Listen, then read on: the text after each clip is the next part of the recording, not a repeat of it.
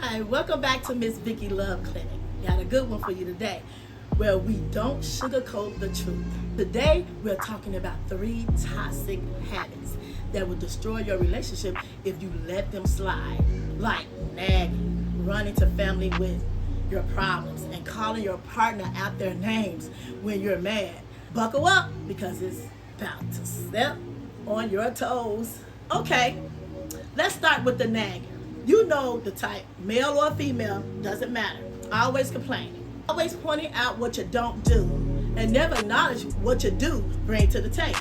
Nagging is poison. It's not communication. It's a criticism on repeat. And here's the thing. If you're nagging, you're not being heard.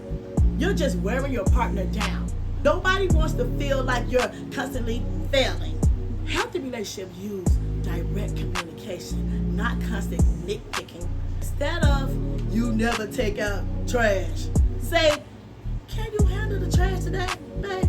I appreciate it. When you do, request totally different energy. And if you're on the receiving end, pick up. Don't just take it. Let them know that constant nagging makes you shut down, not step up. Respect goes both ways. Now, let's talk about another relationship killer. Running to your family every time you have a fight. Whew. Listen, your mama, your daddy, your sister, your kids, your cousin, they do not need to know every detail of your relationship. The moment you start dragging your partner through the mud in front of your family, you're building enemies inside your own house. Because here's the truth. You might forgive them tomorrow, but your family will remember that ever. That creates division, resentment, and disrespect. Some of y'all out here making y'all partner look bad to your whole bloodline, then wondering why giving feel awkward. Handle problems in-house. Vent to a therapist. Vent to a journalist. Hell, vent to your pillow if you have to, but don't tear your partner down in front of outsiders. That's breaking your own foundation. Lastly, let's get into disrespectful language.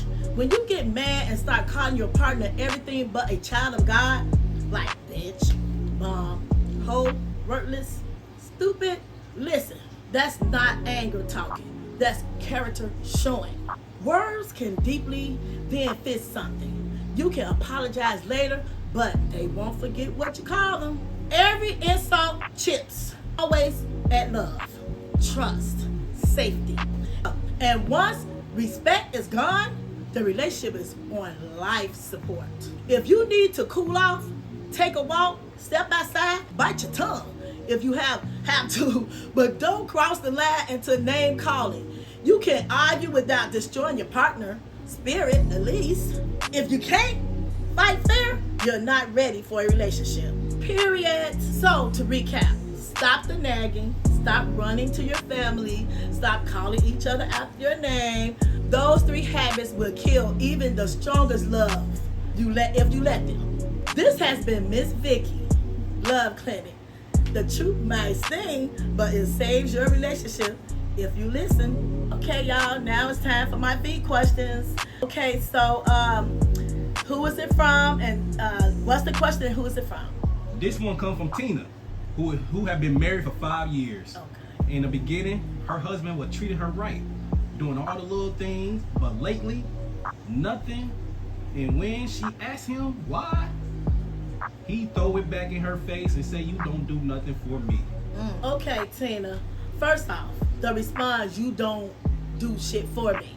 That's not love talk. That's resentment talking.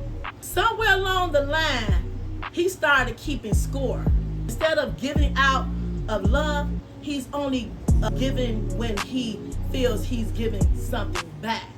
That's dangerous, because love should be about partnership, not transaction. When a man starts feeling like you're not pouring into him, he will stop pouring into you.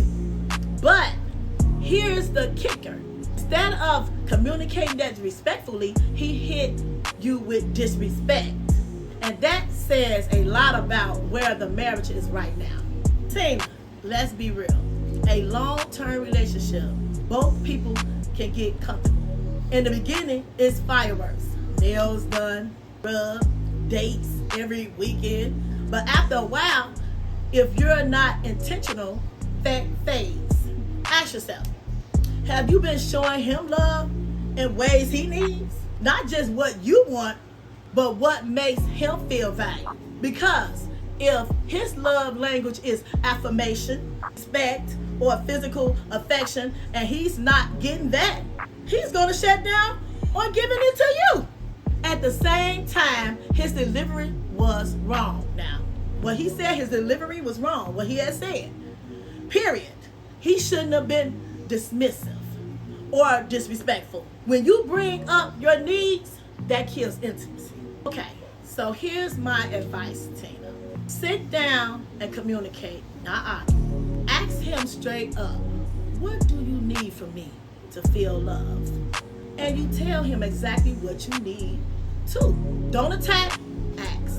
And then, you know what? Rebuild the small things. Start giving without waiting to receive. Show him you're putting in an effort and see if he meets you halfway.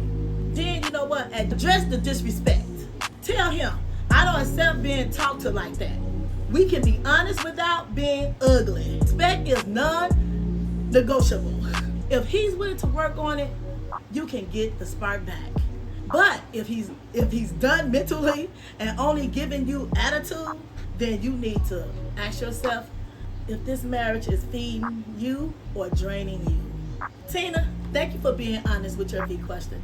Now, to everybody listening, love ain't about what somebody used to do. It's about what both of you willing to keep doing today. Don't let comfort kill you. Don't let it kill your relationship. This is Miss Vicky Love Clinic, where the truth stings, but it heals you. Bye.